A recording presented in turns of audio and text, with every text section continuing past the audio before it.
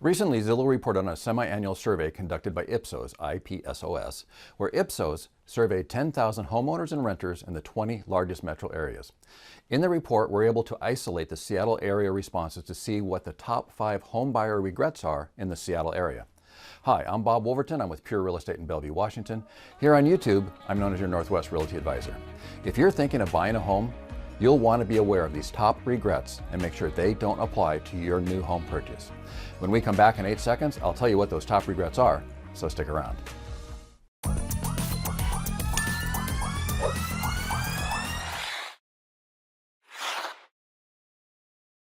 The Ipsos report lists a total of 15 regrets.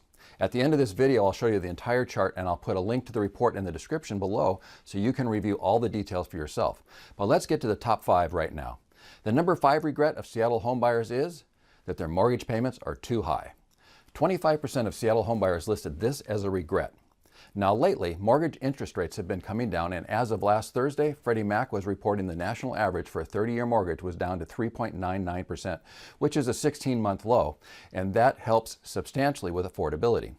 But when you're planning to buy a home, there is one rule of thumb to keep in mind. You don't want to be married to your mortgage payment.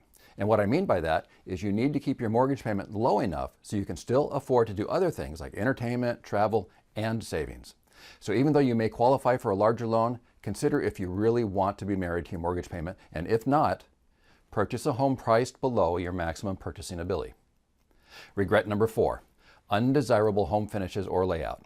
26% of the Seattle respondents listed this as a regret.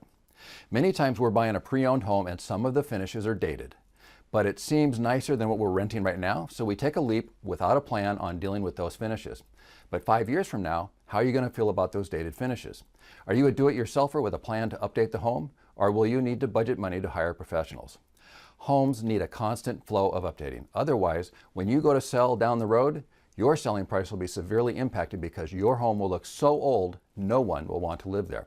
So if you're buying finishes that are already dated, you need a plan, whether it's a 1-year or a 5-year plan. Either way, you need a plan to deal with those dated finishes. Regret number 3, not being able to move to a new home or location without selling first. 28% of Seattle homebuyers listed this as a regret. Now, most people can't afford to buy a new home without first selling their current home, and working out the logistics of simultaneously selling and buying can be a real challenge. And now that the market is slowing to a more normal level, homes aren't flying off the shelf in the first week anymore, and it will take longer to sell your home, which adds to the challenge. If you think you may have a career or a job change in the next few years, you may have to evaluate if now is the right time for you to buy a home. And regret number 2, unexpected maintenance or repairs. Homes need a constant stream of maintenance. Everything in a home has a shelf life. Roofs need to be replaced, siding needs to be painted, single pane windows need to be updated to double pane windows, carpets wear out, appliances wear out, and they all need to be taken care of. When you're a renter, the depreciation on all of these items is already calculated into your rent. When you buy a home, there's not an asset replacement fund for the depreciating assets in your home. And if you don't take care of these items, your home will likely depreciate in value instead of making you money down the road. And the number 1 regret, too much yard work or maintenance work. Mother Nature is unrelenting. If it's raining too much to mow the grass this week, the grass is still going to grow. The trees and the shrubs are still going to grow, and eventually pruning them will be a daunting and overwhelming task. And there's nothing that makes a home or a neighborhood look more dated and tired than landscaping where the trees and shrubs are all overgrown. So when you look to buy a home, you just might have to consider that you may be the landscaper too. So those were the top 5 complaints, but here's the list published by Zillow of all 15 in the Seattle area. You can also find a link to the article in the video description below so you can read the entire article for yourself. I hope you found some value in today's video. If you did, click that subscribe button and click that reminder bell so you'll be notified when I post new videos.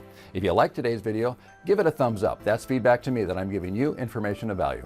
And finally, please share this link with someone you know who can benefit from the information on this YouTube channel. You can find my email address and my telephone number in the description below. Call me or email me. I'd love to hear from you. And I'd love to represent you in your next real estate transaction. I'm Bob.Woolverton. I'm with Pure Real Estate in Bellevue, Washington. Here on YouTube, I'm known as your Northwest Realty Advisor. Every week I post new videos about buying, selling, or investing in real estate, as well as some home tours and listing videos. I'll see you next week.